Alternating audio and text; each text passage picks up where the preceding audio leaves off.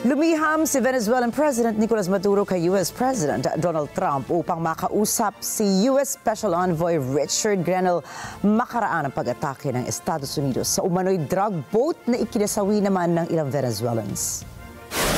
Inakusahan ng Trump administration si Maduro na kabilang umano ito sa world's largest narco-trafficker na mariin naman niyang itinanggi.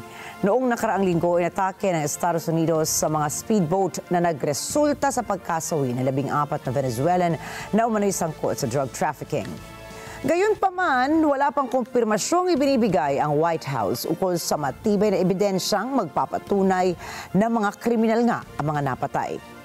Samantala, nagpadala naman si Maduro ng mapa na naglalaman ng ruta bilang ebidensya kay Trump na halos lahat ng illegal na droga na pumapasok sa Estados Unidos ay nagmumula sa Colombia.